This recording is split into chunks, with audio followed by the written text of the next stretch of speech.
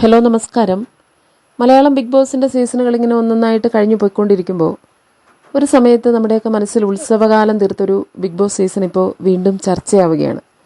Season 4 Malayalam big boss സീസണുകളുടെ ചരിത്രത്തിൽ ഇത്രയധികം പ്രേക്ഷകർ ആഘോഷിച്ച ഇന്നും ചർച്ച ചെയ്യപ്പെടുന്ന മറ്റൊരു സീസൺ ഉണ്ടായിട്ടില്ല എന്ന് തന്നെ പറയാം. ഡോക്ടർ റോബിൻ രാധാകൃഷ്ണൻ എന്ന വ്യക്തിയുടെ പ്രേക്ഷക പ്രീതി ഒന്നുകൊണ്ട് മാത്രം ബിഗ് ബോസ് ചരിത്രത്തിൽ മാറ്റുരയ്ക്കാൻ മറ്റൊന്നില്ലാത്തൊരു സീസണായിട്ട് നമുക്ക് സീസൺ 4 വിലയിരുത്താൻ സാധിക്കും. അന്ന് ഡോക്ടർ ആരാധകരുടെ മനസ്സിലുണ്ടാക്കിയ ഒരു ഓളം ഇന്നും അങ്ങനെ തന്നെ നിൽക്കുന്നു എന്നതിനൊരു ഉദാഹരണമാണ് ഈ കഴിഞ്ഞ ദിവസം ഏഷ്യാനെറ്റ് അവരുടെ എല്ലാ ബിഗ് ബോസ് സീസണുകളെയും കോർത്തിണക്കിക്കൊണ്ടിട്ട ഒരു വീഡിയോയ്ക്ക് താഴെ വന്ന കമൻറ്റുകൾ. അവിടെ ഒരു 85% കമൻസും ഡോക്ടർ റോബിൻ രാധാകൃഷ്ണനെ സപ്പോർട്ട് ചെയ്തുകൊണ്ടിട്ടുള്ളതായിരുന്നു. ഡോക്ടറെ പരമാവധി ഒഴിവാക്കാൻ ശ്രമിച്ചുകൊണ്ട് ചാനൽ ശ്രമിച്ചിട്ടുണ്ട്. മിന്നായം പോലെ മാത്രം അദ്ദേഹത്തിൻ്റെ ഒരു ഫോട്ടോ ഇങ്ങനെ അങ്ങൊന്ന് ഉൾപ്പെടുത്തി പോയി എന്ന് മാത്രം. പക്ഷേ എന്താണ് doctor Robin Radhakrishnan Bigg Boss ആരാധകരുടെ മനസ്സിലെന്ന് മനസ്സിലാക്കാൻ അവിടുത്തെ ആ ഒരു കമൻറ്റ് സെക്ഷൻ മാത്രം കണ്ടാൽ മതിയാകും. ചാനലുകളും പ്രമുഖരും യൂട്യൂബേഴ്സും ഒക്കെ ഉൾപ്പെടുന്ന ഒരു വലിയ വിഭാഗം ഡോക്ടറെ അടിച്ചമർത്താൻ ശ്രമിക്കുമ്പോഴും മാറ്റങ്ങളില്ലാത്ത സ്നേഹമായിട്ട് പ്രേക്ഷക മനസ്സിൽ അദ്ദേഹം ജ്വലിച്ചു തന്നെ നിൽക്കുന്നു എന്ന് ഓർക്കുമ്പോൾ സത്യം പറഞ്ഞാൽ അഭിമാനം തോന്നുന്നുണ്ട്. ഒരു ഗെയിമർ എന്നതിനപ്പുറത്ത് ഈ ഒരു ഷോയ്ക്കുള്ളിൽ അദ്ദേഹം സ്വീകാര്യനാകാനുള്ള ഉണ്ടായിരുന്ന ഒരു കാരണം ഒരു മനുഷ്യൻ എങ്ങനെ ആയിരിക്കണമെന്ന് ചിന്തിപ്പിക്കുന്ന തരത്തിൽ ഒരുപാട് മോറൽ സൈഡുകളും അതിലുപരി മാന്യത എന്ന വാക്കിൻ്റെ ശരിയായ അർത്ഥവും പ്രേക്ഷകർക്ക് ബോധ്യപ്പെടുത്തുന്ന സ്വീകാര്യമായിട്ടുള്ള രീതിയിൽ ഗെയിം കളിച്ചുകൊണ്ട് തന്നെയാണ് അദ്ദേഹം ബിഗ് ബോസിൽ തിളങ്ങി നിന്നത് എന്നാണ് എനിക്ക് മനസ്സിലാക്കാൻ സാധിക്കുന്നത്. സ്ത്രീകളോട് അങ്ങേയറ്റം മാന്യത പുലർത്തുന്ന, പ്രേക്ഷകരുടെ പൾസ് അറിഞ്ഞ് ഹൗസിനുള്ളിൽ ഗെയിം പ്ലാനുകൾ ഇംപ്ലിമെൻറ്റ് ചെയ്ത ഡോക്ടർ പിന്നീടും അതിനു മുൻപുമുണ്ടായ രാജാക്കന്മാരെയും രാജ്ഞിമാരെയും ഒക്കെ പിന്തള്ളിക്കൊണ്ട് മലയാളം ബിഗ് ബോസിൻ്റെ ചരിത്രത്തിലെ മുടിചൂടാമന്നനായിട്ട് ഇന്നും പ്രേക്ഷകരുടെ മനസ്സിൽ ഇങ്ങനെ നിറഞ്ഞു നിൽക്കുന്നുണ്ട് എന്ന് ഓർക്കുമ്പോൾ തീർച്ചയായിട്ടും അദ്ദേഹത്തിൻ്റെ ആരാധകർക്ക് സന്തോഷം തന്നെയാണ്.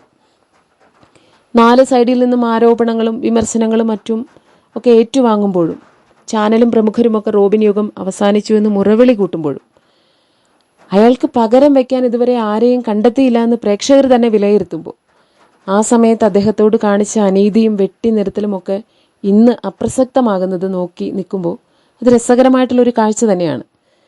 മുളയിലെ ചിറകരിഞ്ഞ് നിലം പരിച്ചാക്കാൻ വേണ്ടിയിട്ട് കഠിനമായിട്ടുള്ള പരിശ്രമം നടത്തിയവരെയൊക്കെ ഇളിഭ്യരാക്കിക്കൊണ്ട് ഇന്നും ഡോക്ടർ ഒന്നാമത് തന്നെ നിൽക്കുന്നുണ്ട്.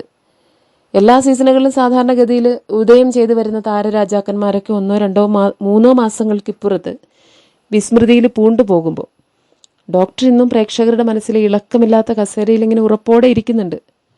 എന്തുകൊണ്ടാണ് ഒരു കണ്ടസ്റ്റൻ്റ് എന്നുള്ള നിലയ്ക്ക് റോബിൻ വ്യത്യസ്തനായി നിൽക്കുന്നത് എന്ന് ചോദിച്ചാൽ അതിനൊരൊറ്റ ഉത്തരമേ ഉള്ളൂ. ആ ഒരു ഷോയ്ക്കുള്ളിൽ മനുഷ്യൻ എന്ന വാക്കിന് നമ്മൾ ആഗ്രഹിക്കുന്ന നിർവചനത്തിന് അനുകൂലമായി പ്രവർത്തിച്ച ഒരു വ്യക്തി എന്നുള്ളത് തന്നെയാണ്. ചിലരൊക്കെ പല ഇൻ്റർവ്യൂസിലും കയറിയിരുന്ന് ഡോക്ടറെ പുച്ഛത്തോടെ സംസാരിക്കുന്ന കേൾക്കുമ്പോൾ ഈ അടുത്ത കാലത്ത് അഖിൽ മാരാരെ, പിന്നെ രഘു എന്ന് വേണ്ട ഒരുവിധം എക്സ് കണ്ടസ്റ്റൻസിനൊക്കെ ഡോക്ടർ റോബിൻ രാധാകൃഷ്ണൻ എന്നുള്ള പേര് പറയുമ്പോൾ പുച്ഛം താനേ വരികയാണ്.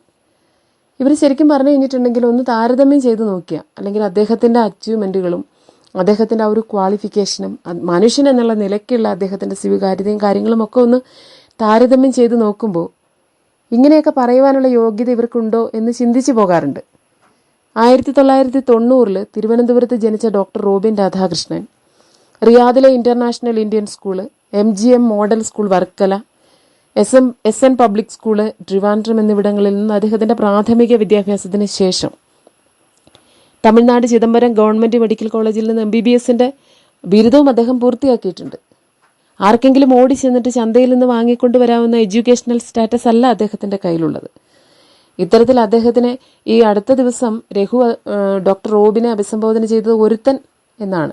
അപ്പം ഇങ്ങനെയുള്ള വാക്കുകളൊക്കെ മറ്റുള്ളവരുടെ മുന്നിലിരുന്ന് ഉപയോഗിക്കുമ്പോൾ ഈ ഒരു കാര്യങ്ങളൊക്കെ ഒന്ന് ഓർത്ത് വയ്ക്കുന്നത് നന്നായിരിക്കും എന്ന് തോന്നുന്നു. എനിക്ക് തോന്നുന്നു 2019 ഡോക്ടർ റോബിൻ രാധാകൃഷ്ണൻ ആദ്യമായിട്ട് നമ്മുടെ പ്രേക്ഷകരുടെ മുൻപിൽ പ്രത്യക്ഷപ്പെടുന്നത്. കൗമുദി TV സംപ്രേഷണം ചെയ്ത ചാറ്റ് വിത്ത് ഡോക്ടർ മച്ചാൻ എന്നൊരു ഓൺലൈൻ TV ഷോയിലൂടെയാണ് അദ്ദേഹം ആദ്യമായിട്ട് നമുക്ക് മുന്നിലെത്തുന്നത്. പിന്നീട് പല കാലിക പ്രസക്തിയുള്ള വിഷയങ്ങളെപ്പറ്റിയും അദ്ദേഹത്തിൻ്റെതായിട്ടുള്ള അഭിപ്രായങ്ങളും കാര്യങ്ങളും ഒക്കെ പറഞ്ഞുകൊണ്ട് അദ്ദേഹം സോഷ്യൽ മീഡിയയിലൂടെ സംസാരിച്ചിട്ടുണ്ടെങ്കിലും 2022 ബിഗ് ബോസ് സീസൺ 4 കണ്ടസ്റ്റൻ്റായിട്ട് എത്തിയത് മുതലാണ് പൊതുജനങ്ങൾക്കിടയിൽ അദ്ദേഹം ഇത്രയധികം സ്വീകാര്യനാകുന്നത്. ഈ ഒരു സെലിബ്രിറ്റി പരിവേഷം നിൽക്കുന്നൊരു സമയത്ത് അദ്ദേഹം ആ ഒരു സീസൺ 4 നിന്ന് പുറത്തു വന്നതിന് ശേഷം DRR film productions and orbital film productions എന്നൊരു കമ്പനിയുടെ ഫൗണ്ടറായിട്ട് നമുക്ക് മുന്നിൽ എത്തുന്നുണ്ട്. എത്ര പേർക്ക് ഇതറിയാം എന്നെനിക്ക് അറിഞ്ഞുകൂടാ. ഒരുപാട് പ്രതീക്ഷകളോടെ തുടങ്ങിയ ഒരു സംരംഭം ഒരുപക്ഷെ വലിയൊരു വിജയമായിട്ട് മാറേണ്ടിയിരുന്ന സാഹചര്യത്തിലാണ് ഇയാളിവിടെ വളരേണ്ടതില്ല എന്ന വിഷം ഒരു കൂട്ടം വ്യക്തികളുടെയും ചില കോർപ്പറേറ്റുകളുടെയും ഒക്കെ മനസ്സിൽ മുള പൊട്ടുന്നത്. പിന്നീട് നമ്മൾ കണ്ടത് കടുത്ത വിമർശനങ്ങൾക്കിടയിൽ നിശബ്ദനാകേണ്ടി വരുന്ന ഒരു ഡോക്ടറെയാണ്. എങ്കിലും ആ ഒരു സമയങ്ങളിലൊക്കെ നിരവധി അച്ചീവ്മെൻറ്റുകൾ മറ്റ് ബിഗ് ബോസ് കണ്ടസ്റ്റൻസിനെയൊക്കെ അപേക്ഷിച്ച് നോക്കുമ്പോൾ നിരവധി അച്ചീവ്മെൻറ്റുകൾ അദ്ദേഹത്തെ തേടിയെത്തിയിട്ടുണ്ട്. സെലിബ്രിറ്റി ഇൻഫ്ലുവൻസർ എന്ന കാറ്റഗറിയിൽ UAE ഗവൺമെൻറ് നൽകിയ golden visa, humanity charitable trust എന്ന UAE കേന്ദ്രമായിട്ട് പ്രവർത്തിക്കുന്ന സംഘടനയുടെ കേരളത്തിലെ ബ്രാൻഡ് അംബാസിഡർ, പിന്നെ ചുരുങ്ങിയ സമയത്തിനുള്ളിൽ വെറും 7 മാസം കൊണ്ട് 1 ലക്ഷം ആരാധകരുമായിട്ട് സെൽഫി ചിത്രങ്ങൾ എടുത്ത ഇന്ത്യൻ സെലിബ്രിറ്റി എന്ന പേരിൽ Einstein world record, popular face of the year എന്ന കാറ്റഗറിയിൽ 2024 നാഷണൽ അവാർഡ്, 2023 UAE കേന്ദ്രമായിട്ട് പ്രവർത്തിക്കുന്ന യാക്കോബ്സ് ദ വില്ലേജ് എന്ന കമ്പനിയുടെ ബ്രാൻഡ് അംബാസിഡർ പദവി, 2023 മാസ്റ്റർ വിഷൻ ഇന്റർനാഷണലിന്റെ popular face of the year award, 2022 youth icon of the year Malayalam പുരസ്കാരം,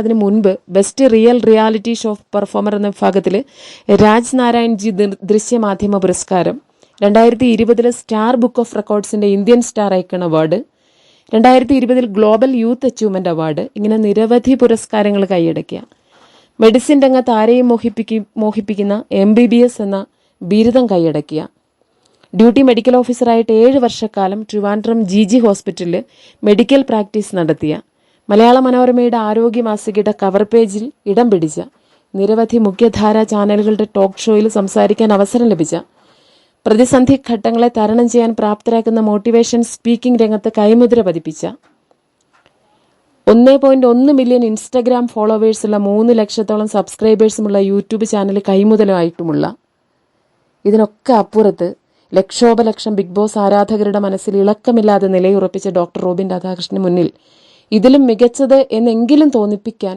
സാധിക്കുന്ന രീതിയിലുള്ള ഏതെങ്കിലും ഒരു ബിഗ് ബോസ് താരം ഉണ്ടോ? നമുക്ക് കണ്ടെത്താൻ സാധിക്കുമോ? ഇല്ല എന്ന് തന്നെ പറയാം. ഇതിനുമൊക്കെ അപ്പുറത്ത് ഒരുപക്ഷെ നമ്മൾ കാണാത്ത അല്ലെങ്കിൽ നമ്മൾ അറിയണമെന്ന് അദ്ദേഹം ആഗ്രഹിക്കാത്ത ഒരു മുഖം കൂടി ഡോക്ടർക്കുണ്ട്. സഹജീവികളോടുള്ള കരുണയും സ്നേഹവും കുട്ടിക്കാലം മുതൽക്ക് തന്നെ കാത്തു സൂക്ഷിക്കുന്ന, ചാരിറ്റിക്ക് വേണ്ടി സ്വന്തം അധ്വാനം അത്രയും വിനിയോഗിച്ചിരുന്ന ഒരു ഡോക്ടറെ പറ്റി ഒരുപക്ഷെ നിങ്ങളിൽ പലർക്കും അറിവുണ്ടാകില്ല.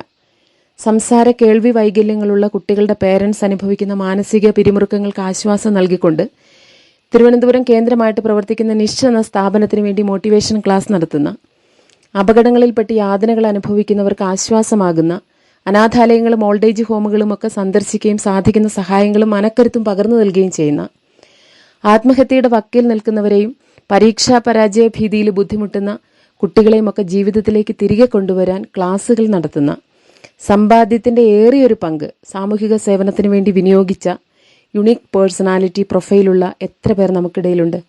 ഈ വിധത്തിൽ എണ്ണി പറയാൻ നേട്ടങ്ങളൊന്നുമില്ലാത്ത ചില എക്സ് കണ്ടസ്റ്റൻസ് ഒക്കെ വന്നിരുന്ന് ഡോക്ടറെ പറ്റി പുച്ഛത്തോടെ സംസാരിക്കുന്നത് കേൾക്കുമ്പോൾ സത്യം പറഞ്ഞാൽ ചിരി വരാറുണ്ട്. എന്ത് തേങ്ങയാണ് ഇവരൊക്കെ അവനവനെ പറ്റി കരുതി വെച്ചിരിക്കുന്നത് എന്നറിയില്ല. ഒന്ന് ഓർക്കുക, ഒരു വ്യക്തി സമൂഹത്തിന് ഗുണകരമായ രീതിയിൽ വളർന്നു വരും എന്ന് കണ്ടാൽ നമ്മൾ അവരെ വളരാൻ അനുവദിക്കുക. ഒരുപക്ഷെ നാളെ നമുക്കും ഇവർ കൈത്താങ്ങായിട്ട് മാറിയേക്കാം. മനസ്സിൽ നന്മയുള്ളവർ വാനോളം വളരട്ടെ. ആ ഒരു തണല് സമൂഹത്തിന് ആവശ്യമായിട്ട് വരുന്നൊരു കാലം അനധിവിദൂരമല്ല എന്ന് മനസ്സിലാക്കുക, ചിന്തിക്കുക, മാറുക. Thank you. ഈ ഒരു വീഡിയോ കേട്ടുകൊണ്ടിരുന്ന നിങ്ങൾക്കെല്ലാവർക്കും നന്ദി. നിങ്ങൾ ഈ വീഡിയോ കണ്ടുപോകുമ്പോൾ ചാനൽ സബ്സ്ക്രൈബ് ചെയ്തിട്ടില്ലെങ്കിൽ സബ്സ്ക്രൈബ് ചെയ്യാൻ മറക്കാതിരിക്കുക. വീഡിയോ ഇഷ്ടപ്പെടുകയാണെങ്കിൽ തീർച്ചയായിട്ടും ലൈക്ക് ചെയ്യാൻ മറക്കാതിരിക്കുക. ഒപ്പം തന്നെ നിങ്ങളുടെ അഭിപ്രായങ്ങൾ കമൻറ്റ് ബോക്സിൽ കുറിക്കാനും മറക്കാതിരിക്കുക. Thank you.